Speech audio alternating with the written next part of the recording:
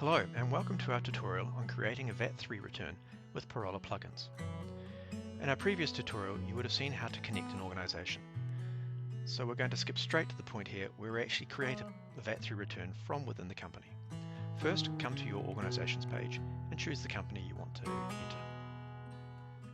On the left hand menu is VAT returns. The first thing we need to do for any new company is to map the VAT numbers that we want to bring in between Xero and Parolla Plugins. Go to Return Settings. This process has gone and brought down every tax code that exists in the company in Xero. What we need to do now is to match those tax codes to the equivalent VAT3 form codes, and any override of nominal tax rates need to be entered as well. Parolla will try and match as much as we can from the information on the mapped Xero tax code. For instance, purchases will go to T2. Anything with EU or .eu or equivalent in the name will go to a goods or an E2, S2 or an E1, E2 code. They will also be mapped to a self-accounting code, T1 plus T2. And if they are, they will be overridden with a 23% standard rate tax. In all other cases, we will try and match the tax against what is actually written in the Xero account. So for instance, reduced rate 13.5 maps us automatically to 13.5 reduced rate. Take a moment to go down each of these tax codes and establish if the mapped connections are correct for you.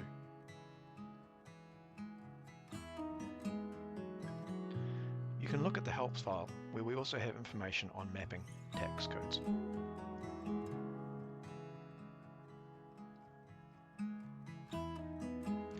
Once those tax codes are mapped, you can also put in your tax frequency, 2, 4, 6, 12 months or other.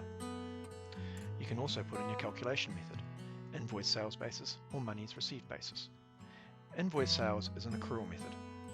Monies received is accrual and cash methods. When you're happy with the mappings, click Save Changes. So that's the mapping connected and done. Next thing we want to do is actually create a new return. Go to Create New Return in the left-hand menu. Confirm that you do actually want the cash invoice sales basis. You can also from here choose comparison testing of accruals basis and cash basis. You would use these if you're going to compare the details against your Xero sales tax report. We're going to use invoice sales basis. We're going to select the year 2023 and period 1, January 1st to 28th of Feb. You can also choose a custom date range. I'm going to change this to January the 1st to January the 7th, just for interest.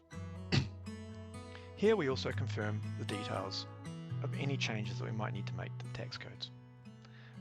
We bring these in from the return settings, so they'll come in the same each time, but you can override them here if you need to for one account. You might also want to add in additional expenditure. This is useful when you have a strange or an unusual return that you expect. Say for one instance that you're buying a lot of capital plant, and so this period you might have a refund due. You could enter that capital plant detail down here.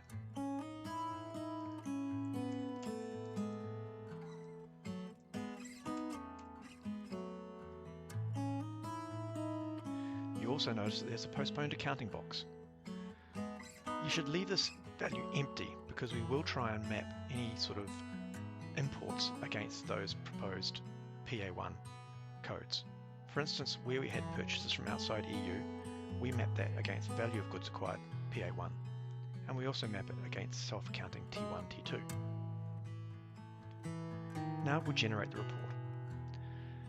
What's happening here is that we are contacting Xero and pulling down all of the transactions for the date range entered.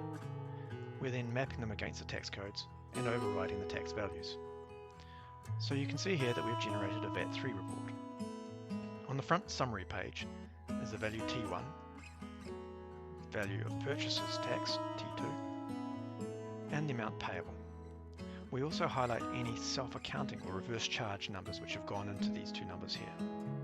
We also bring in the unusual expenditure, which was the capital plant mentioned earlier, and if there were goods acquired or sold into the EU, they would be summated as their total values in this column.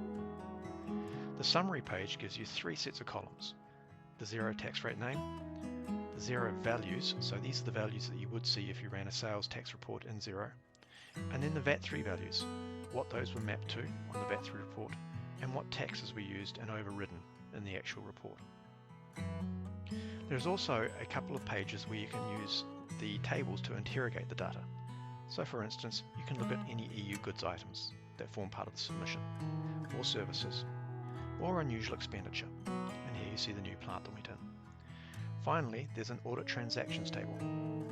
In here you will see all of the transactions for each of the line items that form part of this return. The values in blue can be used to jump into the Xero account. So for instance, I can click on Manual Journal here, and it opens up the Manual Journal within Xero. So you can use that to check what information has been used in the report. From this Audit Transactions page, you are also able to download a spreadsheet.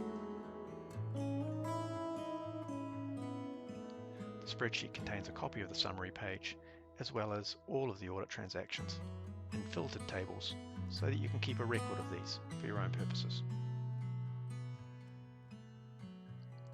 On the top of the page, there is an option to download a PDF report, and also, more importantly, to download a VAT3 XML file. This file is what you would upload onto the ROS website directly.